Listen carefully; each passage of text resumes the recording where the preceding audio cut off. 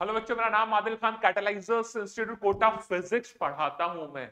हम लोग एक सीरीज लगाए हुए हैं, चलाए हुए हैं, जिसका नाम है जेई मेंस पीवाईक्यू एग्जाम फुडू सीरीज। एग्जाम फुडू सीरीज इसलिए है क्योंकि इस पीवाईक्यू सीरीज में हम लोग सारे के सारे क्वेश्चंस कवर नहीं कर रहे हैं। हम सिर्फ उन इंपॉर्टेंट और टफ क्वेश्चंस को यहाँ पे सॉल्व कर रहे हैं जो थोड़े से करने में कठिन पड़ते हैं। इतना इजी नहीं है उन्हें सॉल्व करना। तो आज हमारा ये फिफ्थ क्वेश्चन है। लगातार ये सीरीज रेगुलर बेसिस में चल रही है।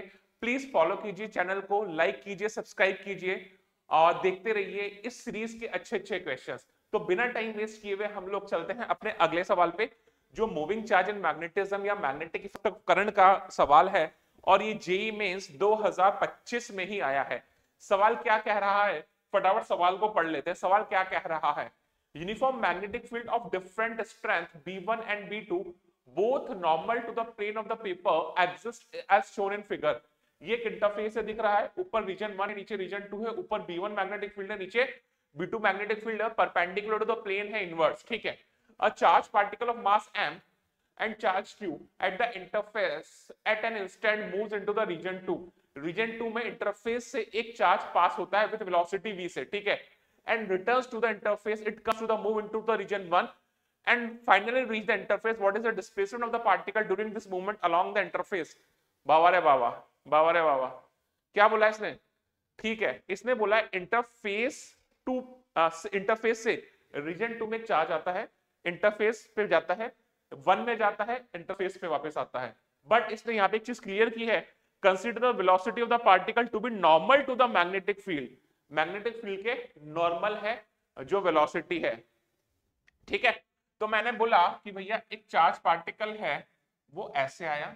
ठीक है। इंटरफेस 2 पे वो घूमेगा, यहां पहुंचेगा, यहां पहुंचेगा, वापस यहां पहुंचेगा इंटरफेस पे। इस टाइप से इसका मोशन होगा।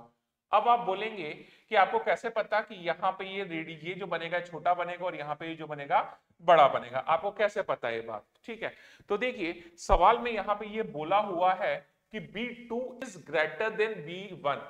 अगर पार्टिकल सर्कुलर मोशन परफॉर्म कर रहा है, ऑब्वियसली बात है, वेलोसिटी मैग्नेटिक फील्ड आपस में परपेंडिकुलर है यहाँ पर। ठीक है। तो जो रेडियस जो होती है सर्कुलर पाथ की, वो होती है mv अपॉन क्यूबी। यानी यहाँ पे जो रेडियस है वो इनवर्सली प्रोपोर्शनल है b के।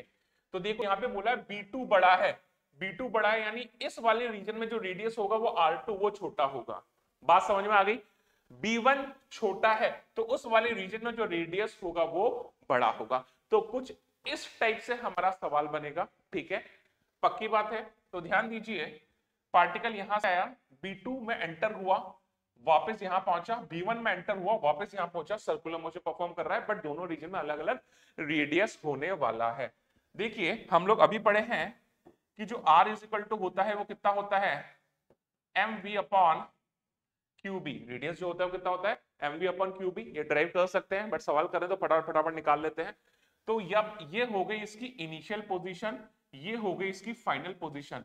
एक बात बताइए, ये वाला जो डिस्टेंस होगा, कौन सा वाला डिस्टेंस का बात कर रहा हूं सर, ये वाला, ये जो हो जाएगा वो हो जाएगा 2r1, पक्की बात है। और ये जो हो जाएगा पूरा का पूरा यहां से, नहीं r2 होगा, सॉरी ये, हाँ B2 है ना, इसको मैंने बोल दिया R2, ये हो जाएगा 2r2। नीचे वाले रीजन में जो रेडियस है तो ये डायमीटर हो जाएगा, कितना हो जाएगा 2r2। ऊपर वाले रीजन में ये पूरा का पूरा डायमीटर है, तो ये हो जाएगा 2 टाइम्स ऑफ R1। तो अगर मैं बात करूं डिस्प्लेसमेंट की, अगर मैं बात करूं तो डिस्प्लेसमेंट की, तो डिस्प्लेसमेंट होगा ये, डिस्प्लेसमेंट होगा ये। और डिस्प्लेसमेंट कितना हो जाएगा, डिस्प्लेसमेंट हो जाएगा सर, डिस्प्लेसमेंट हो जाएगा, कितना हो जाएगा, वो हो जाएगा 2r1 माइनस 2r2। कितना हो जाएगा, 2r1 माइनस ऑफ 2r2। क्या यही होने वाला है, 2r1 माइनस 2r2। तो यहां से ये हो जाएगा 2 times of r1 minus r2। तो यहां से हो जाएगा 2 times of r1 mv upon QB1, पक्की बात है, mv अपॉन QB1। अगर B1 मैग्नेटिक फील्ड में है, ये हो जाएगा mv अपॉन QB2 अगर B2 मैग्नेटिक फील्ड में है। ठीक है। तो यहां से ऑप्शंस अगर मैं मैच करूं तो ऑप्शन में मेरे को B1 भी बाहर है। ठीक है, ऑप्शन से मेरा B1 भी बाहर है, तो 2 times of mv upon q, ये तो सारा का सारा बाहर आ गया।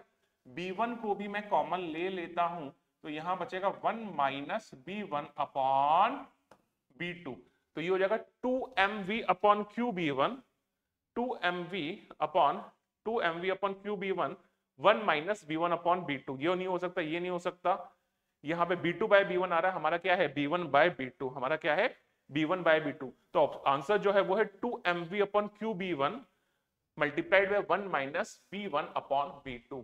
तो ये थोड़ा सा इजी सवाल था, बहुत ज्यादा टिपिकल नहीं था। चलिए मिलते हैं एक अगले सवाल के साथ।